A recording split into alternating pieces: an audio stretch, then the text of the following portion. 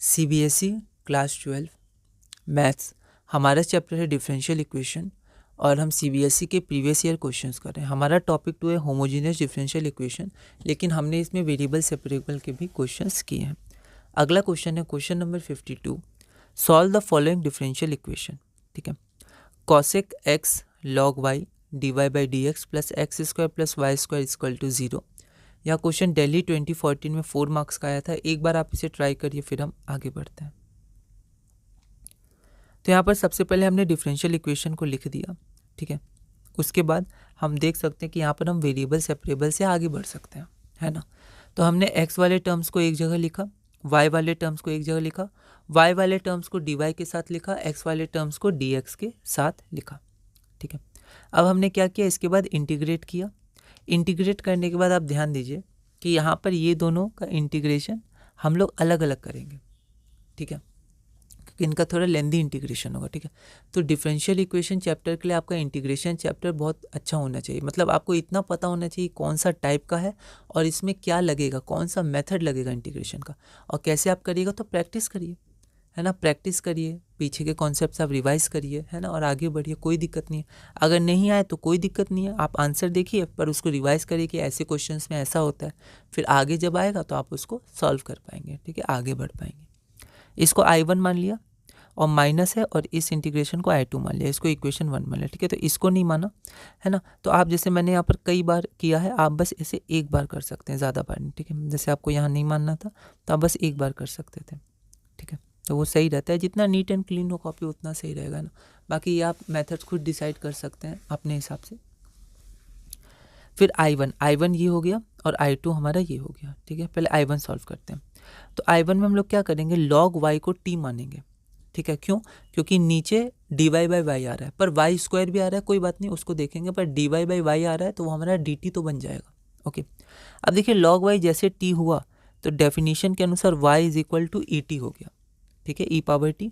अब इसको डिफ्रेंशिएट कर दिया t के रिस्पेक्ट में, तो y का हो गया dy बाई डी टी और ई टी का हो गया ई टी।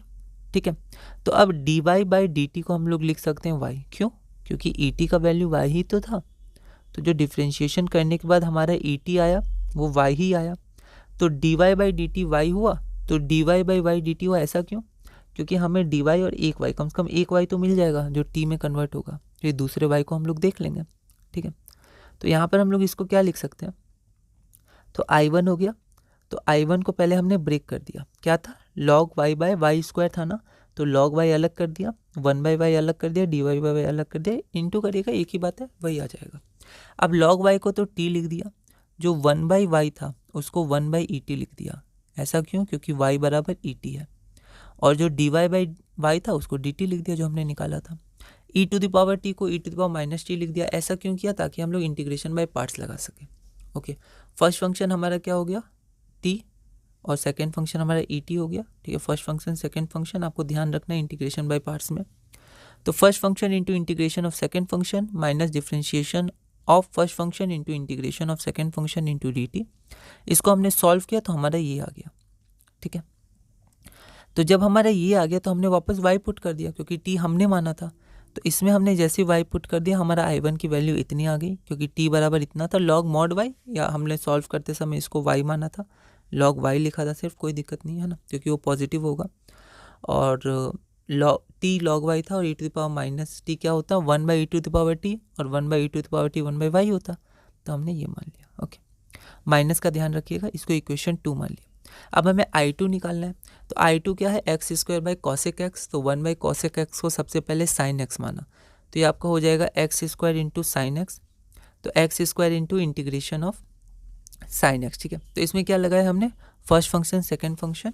तो फर्स्ट फंक्शन किसको माना, जिसका डिफरेंशिएशन आसानी से हो सकता है। वैसे साइन एक्स का भी हो सकता था, पर वो रिपीट करते जाता, sine x cos x sign x. ठीक है, तो एक्स स्क्वायर माना ताकि हम लोग 2 बार में इसको निकाल सके। इंटीग्रेशन बाय पार्ट्स का एक क्वेश्चन है, देखते हैं कैसे करते हैं। तो इसको फर्स्ट फंक्शन माना x square into integration of sine x into d x, फिर integration of differentiation of first function into integration of second function, integration of parts. ठीक है, इसको करने से क्या हुआ, एक्स स्क्वायर का एक पावर कम हुआ डिफरेंशिएट करने पे, तो एक्स बचा। अब हमको एक बार और लगाना होगा, तो फर्स्ट फंक्शन आई, second function cos, first function x, second function cos x, इसको फिर इंटीग्रेशन बाय पार्ट से सॉल्व किया तो हमारा ये आंसर आ गया। और इसको हमने C2 माना फंक्शन, इसको C1 माना था, क्यों? क्योंकि लास्ट में हम लोग C कर देंगे, है ना। तो इसको इक्वेशन 3 माना। अब इक्वेशन 2 से हमें I1 की वैल्यू मिल गई, इक्वेशन 3 से I2 की वैल्यू मिल गई, तो इसको हम लोग इक्वेशन 1 में पुट कर देंगे, ठीक है, जो हमारे ये इक्वेशन नंबर 1 हमने माना था, ठीक है। इसको जब हमने पुट करने के बाद हमने इसको सॉल्व किया, सॉल्व करने के बाद क्या आया, इतना वैल्यू आ गया, इतना वैल्यू, ठीक है। अब यहाँ C कैसे आया, तो हमारे पास जो ये कांस्टेंट था -C1 -C2, ये कांस्टेंट ही रहेगा, तो इस नए कांस्टेंट को हमने कांस्टेंट C मान लिया, तो ये हमारा रिक्वायर्ड सॉल्यूशन हो गया, ठीक है। तो इसको आप देखिएगा, एक बार खुद प्रैक्टिस करिएगा। अब इसमें इंटीग्रेशन के अच्छे कॉन्सेप्ट्स यूज़ हो रहे हैं, ठीक है, बेसिक क्वेश्चंस हैं लेकिन फिर भी अलग अलग कॉन्सेप्ट्स यूज़ हो रहे हैं इसके, तो आप ध्यान रखिएगा और प्रैक्टिस करिएगा। और जहाँ गलती हुई अपने नोट्स से उनको मॉडिफाई करिए, चेंज करिए, अलग अलग जगह से अपने नोट्स में आप अलग अलग चीज़ें, अलग अलग कॉन्सेप्ट लिख सकते हैं, पर रिवीजन बहुत इंपॉर्टेंट है, ठीक है। तो इस वीडियो में हमने क्वेश्चन नंबर 52 पूरा किया। अगली वीडियो में हम क्वेश्चन नंबर 53 करेंगे और इस टॉपिक में आगे बढ़ेंगे।